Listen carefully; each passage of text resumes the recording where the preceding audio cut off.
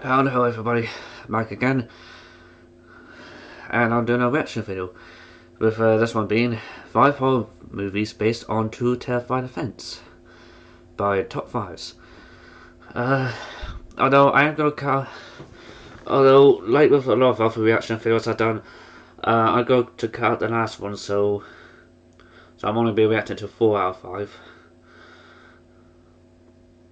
Yeah, I'm going to be reacting to 4 out of 5 in this countdown, so the link to the original video to top 5 that's on Top 5's channel will be in the description box down below, so that way you won't have to worry about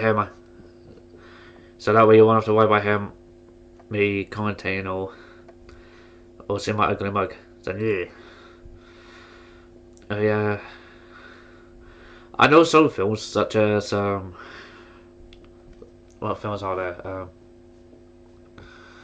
There's well, I know that the Conjuring films were based on true stories. Same with the Annabelle film. Let's see what the films are based on true stories. Here we go. It's easy to sit back in the comfort of your own home or the cinema and watch a scary movie, knowing full well you can later tell yourself in bed that it was all just a film and didn't really happen. But what if you couldn't tell yourself that, because the movie was in fact based on true terrifying events? Well, here There are are 5 some horror there are movies some that films match like your that. question's case. Psycho and the Texas Chainsaw Massacre. Most will have heard of the infamous Ed Gein, also known as the Butcher of Plainfield. But if you haven't, then you should know that a few movies have been based on this man, the two most popular being Psycho and the Texas Chainsaw Massacre, which I will talk about together. It all started in Plainfield, Wisconsin, when for years neighbors of the small community had suspected something was just not quite right about Ed, and thought that strange things were going on at his property. Kids would mess around and see how close they could get to his creepy old farmhouse, and he was labelled as the village oddball, but was always considered as a harmless man. That was until people started going missing, including the deputy sheriff's mother. Gein was the first suspect, and his farm This was girl was cursed and found a in true Horns evil of Hole. revealed. Amongst his possessions were 4 noses, 9 masks made from human skin, numerous decapitated heads, What the fuck is that? I was gonna post it there just to say this guy must be a nutcase, and I hope this is not a photo of the actual lamp, because if it is, that is just messed up. lampshades made from skin, bowls made from skin and skulls, lips being used as a pull on window blinds, leggings made from skin, and a belt made from nipples. Gein was arrested and later admitted to 2 murders, including the deputy's mother, who was found gutted like an animal in Gein's shed. All the other body parts were the result of Gein raiding the nearby cemeteries and digging up bodies late at night. Police further searched his What did he decide doing next? So burn the rest of the remains he wasn't gonna use. This is I feel like something you see out of the TV show Supernatural. home and said it was filthy and there was rubbish all over the house, except for a few boarded up areas, one of which was his dead mother's room. After his mother died, Gein was devastated, and this is thought to be the main Augustus cause W. of his Gein. crimes. Despite the truly filthy house, his mother's old room was eerily kept in a pristine condition, just as she left it. So when Alfred Hitchcock made Psycho, he based it on the very disturbing novel written by Robert Bloch, who lived within 35 miles of Gein's farm, and was aware of what had happened there. After Robert picked up the details of Gein's crimes, and that Obsessive love Gein for wearing his mother clothing made from drove linen Gein to skin, so he slay could feel Rob closer to his Graves. dead mother, Robert got the idea of Gein's This ghost is just and further obsessing with his dead this mother is and kind of giving named me her a little Gein. bit of heebie-jeebies. So, as well as Psycho, how was the Texas Chainsaw Massacre linked to Gein? Well, most of the movie sequels state inspired by true events, and although no single character is based on Gein, the family in the films who abduct passers-by, torture then kill them and use their body parts as decorations is linked to Gein's crimes. And the Texas Chainsaw Massacre's skin mask is linked to Gein's mask made from female heads, and one of his victims, Mary Hogan, whose face was found in a paper bag in Ed's home. The horrors found in Ed Gein's home are up there as the most disturbing acts ever committed, and unfortunately the small town of Wisconsin will forever be linked to those horrifying events that I'm sure will continue to inspire future horror movies, books, and documentaries. In 1970... Okay, that was just messed up. Ed Gein. Well, I hope he's still locked up if he's alive, and I hope, and I know there's probably nobody's gonna be able to help him out, but I hope he gets mental health help. I hope he gets help for his mental health if he's still alive. Depending if he, on whether or not he's still alive, and also if he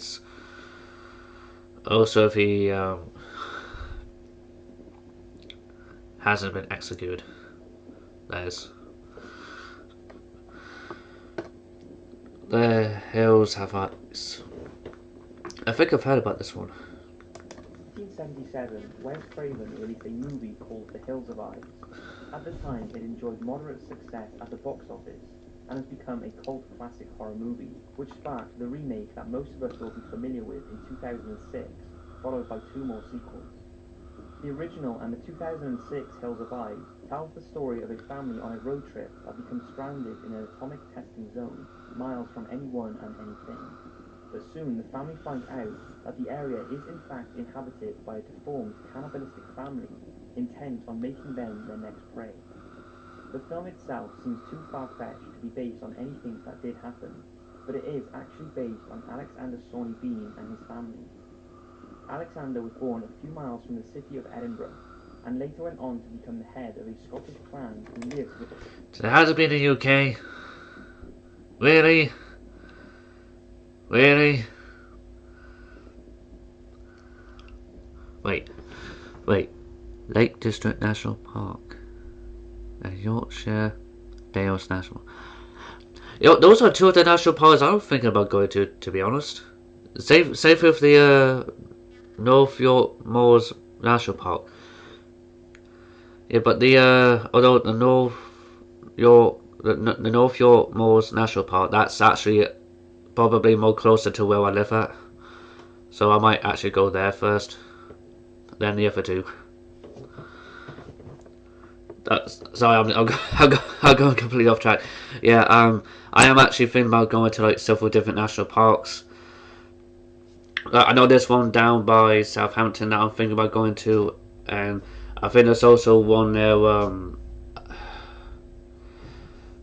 Wait, is there one by London City? So, is there one by London City? I don't know, but yeah, I'm thinking about going to like several different national parks, and I can't give an exact date because I probably won't, because there's a chance I may not go to any of these national parks. But I'm debating on whether or not I should go. With around 14 children and 32 grandchildren, all from incest.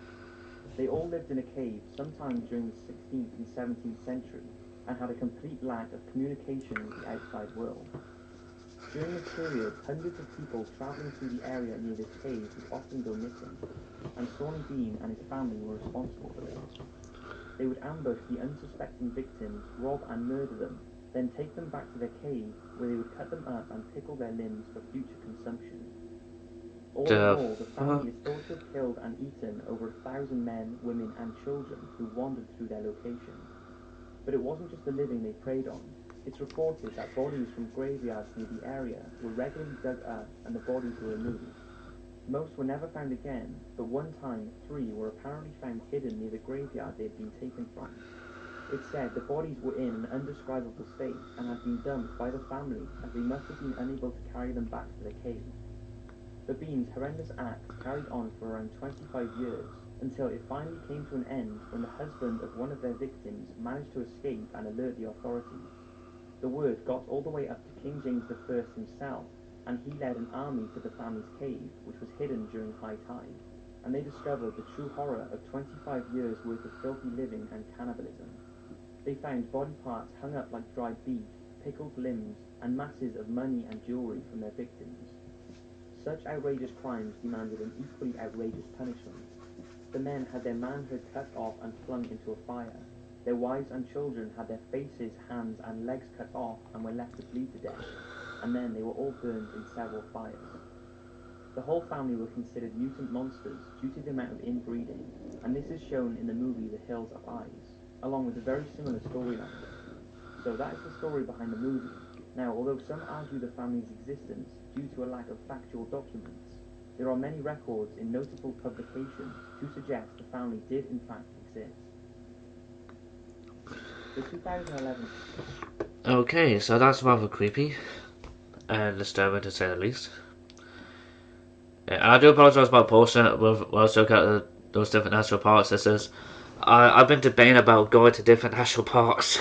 Yeah, because I kind of, because it's one of the few things that actually helps me to relax whenever I feel like I got a lot of stress or anxiety or anything like that. Because it helps give me peace of mind, sort of thing. But yeah, that mutant inbreeding thing, that's just messed up. And also they're going grave robbing. I understand like how in the 1800s where medical practice was still going through, like when medical science was going through, so doctors would have secretly gone to would have secretly hired some grave robbers to help them out, but until it became, I think it became law in the 1800s where anybody who was sentenced to death would have their bodies donated to medical science. So there would have been no need for grave robbing. But honest to God, like going grave robbing to steal the remains of dead people and just to eat, that's messed up. That's messed up. I think I'd rather have my body cremated so nobody has to eat my freaking flesh. Hell no. The film The Rite, starring Anthony Hopkins, tells the story of the son of a funeral director who has a lack of faith, so is advised to travel to Italy to take an exorcism course in hopes of strengthening his faith in Christianity. Whilst there, he witnesses exorcisms being. Oh, I think I heard something about this. I think there was also an episode of Paranormal Witness or something where that showed how there was this one priest who actually went to Italy to learn exorcism because he got nominated by his pastor or something. Formed firsthand, but is still not convinced until something takes over one of his mentors and he is forced to perform an exorcism himself. If you think the film isn't scary enough, then the fact it's based on the Matt Baglio book, The Rite, The Making of a Modern-Day Exorcist, makes it even more terrifying. The book covers the believed real-life events of trainee exorcist Father Gary Thomas and his experiences of working and training in Rome. He was initially skeptical when he was sent to Rome to learn to become an exorcist, but this initial skepticism was soon replaced with the reality of evil as he witnessed first-hand demonic possession. His mentor in Italy was Father Carmine, and during his apprenticeship, Father Thomas and he attended dozens of demonic battling rites. One particular incident he remembers was a lady called Lisa, who was brought in by her worried family members that were concerned about her violent outbursts. Father Thomas said he felt a huge presence in the room as he started to pray. Lisa's face started to distort, and she started speaking in a different language. She was hissing and spitting and taking on a strange look. Her eyes were rolling, and as Father Thomas laid his crucifix on her, she let out an excruciating scream. He placed his scarf on her, and she tried to slide away from it, until the father said, "That's enough for today." In the film, a similar sequence is played out by a woman who is possessed. She acts in a similar way, except she spits out metal nails. Father Thomas says he has never witnessed this himself, but it was told to him by another priest who apparently witnessed 7 black nails be vomited up by a possessed woman.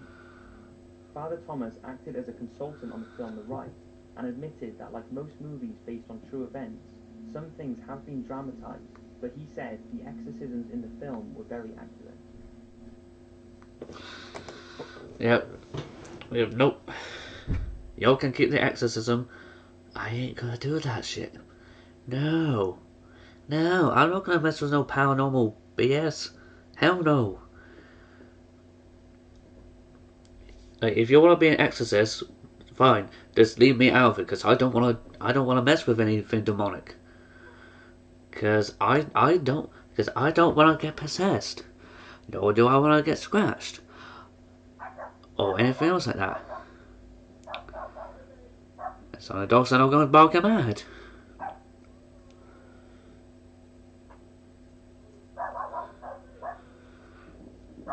Shush and push it. Oh, you know, this, the Silence of the Lambs. This.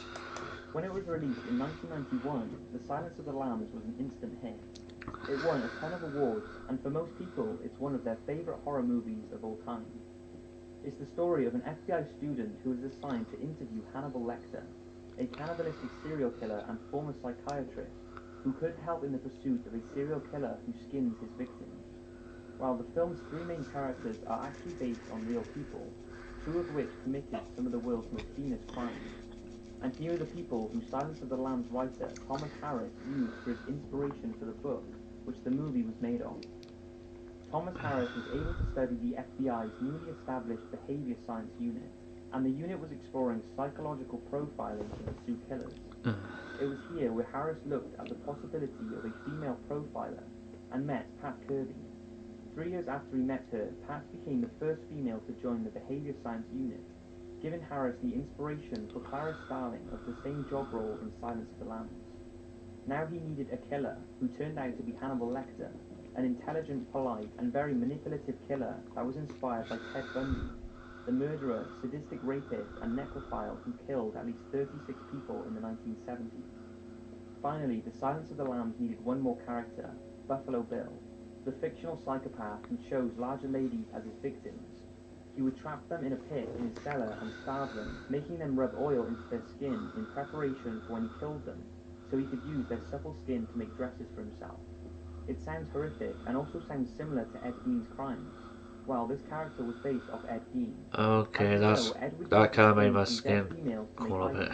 Such as socks and a vest from the skin of a woman's torso, which is thought he would wear around the house pretending to be a woman. Why would you do that, man? Why would you do that, man? Oh, this God, you're crazy. Crazy! Yep. That's just completely bonkers. Yeah. You're crazy for wanting to do that, man. Crazy as hell. You're crazy. I ain't gonna do that shit. Hell no. Like, especially that one with the especially that the Whites film. No, I ain't gonna do that shit. Hell no. Yeah, anybody who's hoping I'm gonna do that type of shit, you can guess again. Nope. And I would monetize my YouTube channel, but let's face it, I'm not gonna enable that. I can't get my channel monetized. I'm not gonna make money off my YouTube videos. So I'm just gonna swear and curse as much as I want. So me. Anyway, I don't think I would want to do any of that stuff. Now this was 5 horror movies based on true terrifying events. Now I only reacted to 4. And if you want to find out what the 5th one in this video is, the link to this video on Top 5's YouTube channel will be in the description box down below, so you can watch the film in its entirety without hearing my commentary or seeing my ugly mug or anything like that. Link will be in the description box down below. And yeah, I do apologise for pausing it and start rambling about going to national parks, because that's something I've been thinking about doing for a while, but not sure if I fall through with that, and also if I do, I don't know when I will go and do that. So until next time, goodbye for now.